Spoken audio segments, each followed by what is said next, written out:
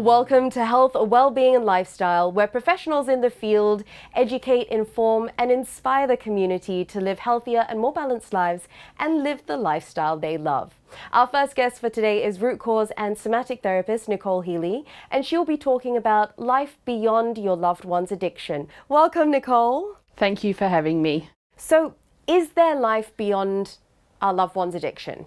There is, but firstly I would like to speak into what addiction actually is. So addiction is any behaviour that we have a craving to do, that when we partake in it we feel some relief, that we'll continue to do even if it has heavy consequences on other areas of our life. And when we think about addiction, it is actually on a spectrum. So there's the lower end of the scale, which is things like scrolling on your phone, maybe working too many hours, to the other end of the scale, which is things like drugs, alcohol, gambling and porn that have a heavier impact on your life and also usually carry a stigma. Now for myself, I lived with a food addiction for most of my life, which began when I was around 4 when my father passed away. And everybody brought food as they do, and it was the sort of food that was an occasional food. But 4-year-old me loved having the people around supporting me, showing me love, and I've tried to recreate that feeling through food for a lot of my life. So understanding addiction and that we all have it can really help us to see our loved one in a different light and to see ourselves hopefully with more compassion. Now, when we think about a life beyond addiction, it does actually mean that we can start to live again. Because I know for a lot of us, when we have someone in addiction, we feel like we're treading water. We're trying just to stay afloat. We're not actually really living. We're bracing ourselves for the next event, the next crisis, and feel like we're just surviving. To live a life beyond addiction doesn't mean we have to abandon our loved one, doesn't mean we give up on them. It can mean that instead of carrying them, we can walk beside them and start to do things that bring us joy again, to get support for us, to actually show us that we matter as well. It is important to acknowledge our own feelings when going through stuff as well, but what can people do to overcome that hurdle of feeling like life has stopped?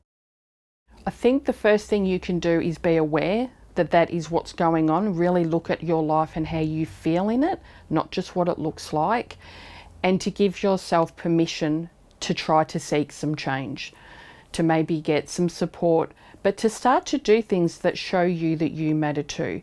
And it doesn't have to be big things if that feels too big at the start, because quite often it will. And there might be guilt attached to that, that if I'm not giving everything I have to my loved one, how are they ever going to get better? But the truth is, you most likely have been giving everything to them and nothing has helped. So why not try something new?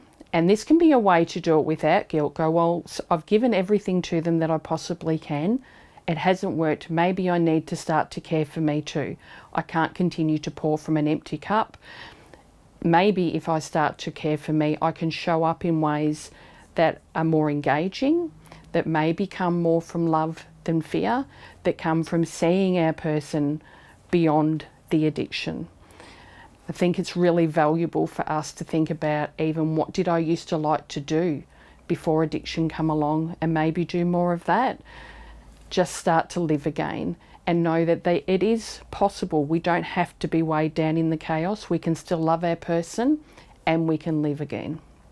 So I know in my experience, having a husband that was living with addiction, I did put everything I had into trying to save him, thinking that then everything would be okay.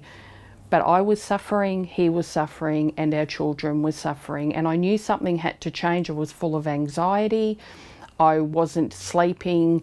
I wasn't communicating in a very kind or connective way, which made me feel worse about myself.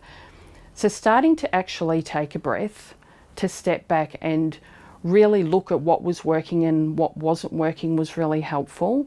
And to also realise that my children were being impacted as well, and they needed mum to be reliable, stable and consistent. And that was a big motivator for me to go, well, I need to be there for them as well.